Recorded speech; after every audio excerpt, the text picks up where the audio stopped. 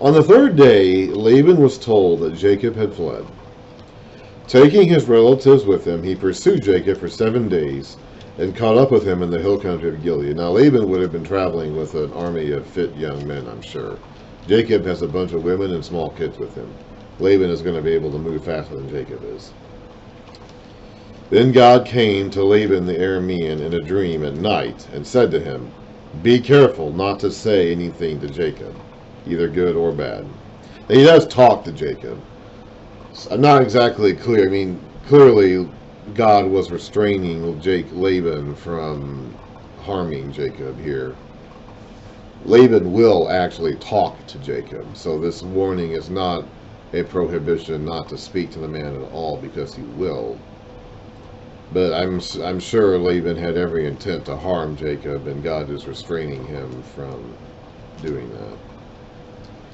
Jacob had pitched his tent in the hill country of Gilead when Laban overtook him, and Laban and his relatives camped there too.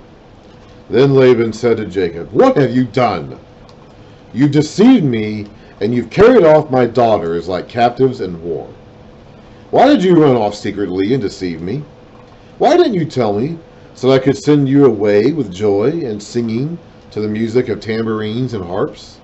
You didn't even let me kiss my grandchildren and my daughters goodbye. You have done a foolish thing. I have the power to harm you." I think he would have done it too. "But last night the God of your father said to me, 'Be careful not to say anything to Jacob, either good or bad.' Now you have gone off because you long to return to your father's house. But why did you steal my gods?" Jacob answered Laban, "I was afraid, because I thought you would take your daughters away from me by force." Now, he put this question to the women themselves. He asked them if they wanted to go with him or stay there with Laban. But he did not approach Laban about it, because he assumed that Laban would keep his daughters there with him by force. "But if you find anyone who has your gods, he shall not live." That would be Rachel, Jacob's favorite wife. "In the presence of our relatives, see for yourself whether there is anything of yours here with me, and if so, take it." Now Jacob did not know that Rachel had stolen the gods. So Laban went into Jacob's tent, and into Leah's tent, and into the tent of the two maidservants, but he found nothing. After he came out of Leah's tent, he entered Rachel's tent. Now Rachel had taken the household gods, so clearly she knew what the consequences were of being found with them, and put them inside her camel's saddle, and was sitting on them. Laban searched through everything in the tent, but found nothing. Rachel said to her father, "Don't be angry, my lord, that I cannot stand up in your presence. I'm having my period, or the manner of women is with me." So he searched, but could not find the household gods. Anything that she touched, including this thing she's sitting on top of, would be unclean. Now again, the clean and unclean designation comes along with the law later on, but clearly even at this point in time, they had some idea of clean and unclean, and you weren't supposed to touch things that menstruating women touched, because that would make you dirty and unclean like they are.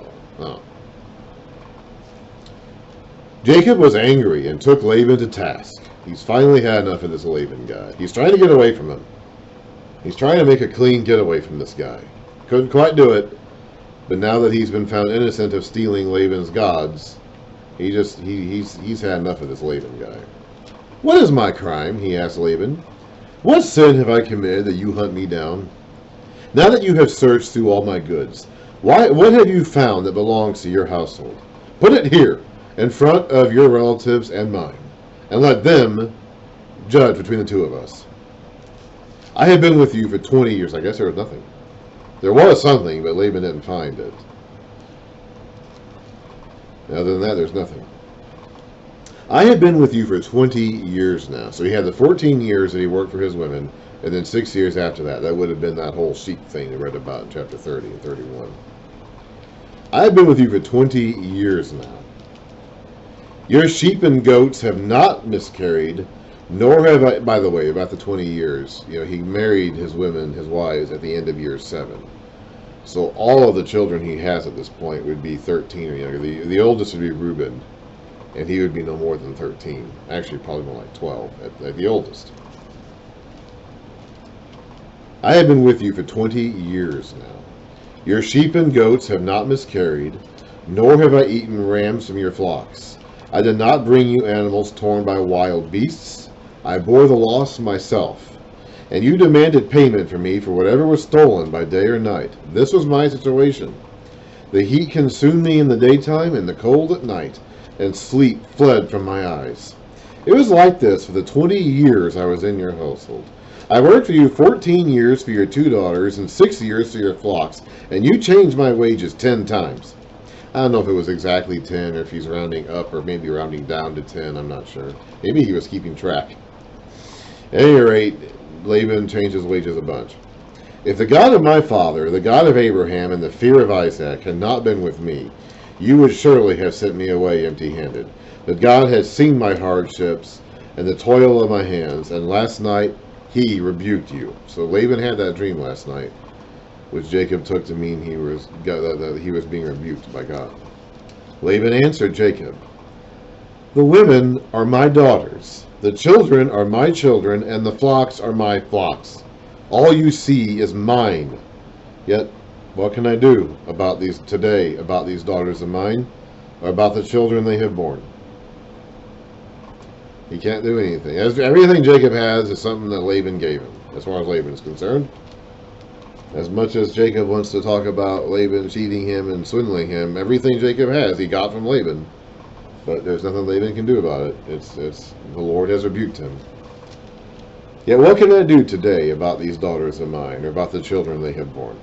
Come now, let us make a covenant, you and I, and let it serve as a witness between us.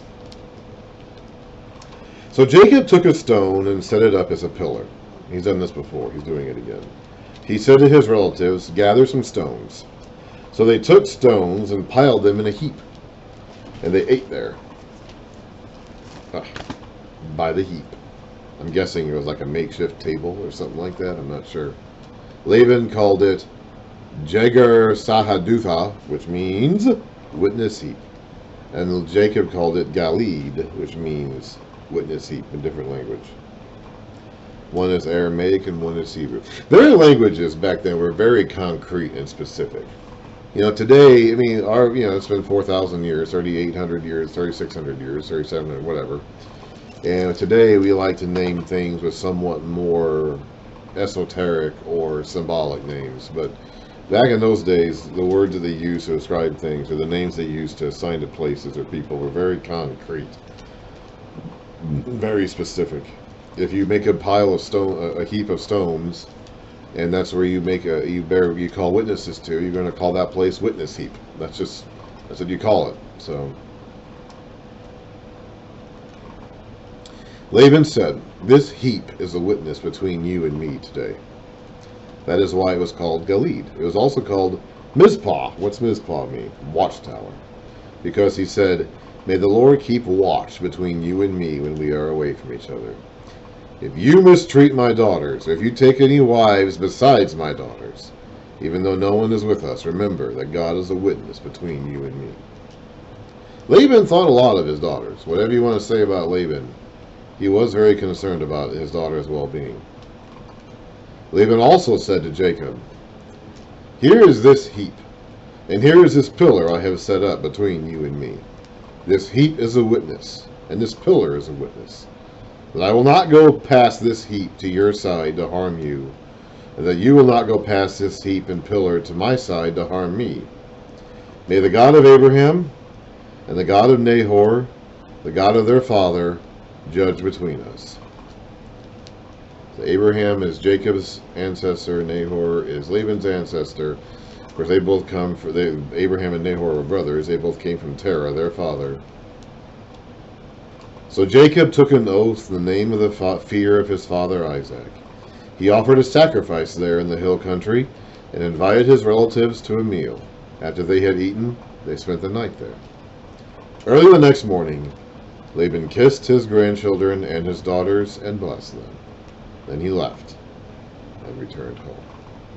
So there has now been a break in the branches of the family. The clan that came out of the Chaldees, back in the days of Terah and his sons, Abraham and Nahor, They all left Ur together, and they went up to a place called Haran, up the river. And that's where Terah died. Let's see, let's go back here. I think that may have been where let's see here. Is that where Nahor died? Let's take a quick little look here.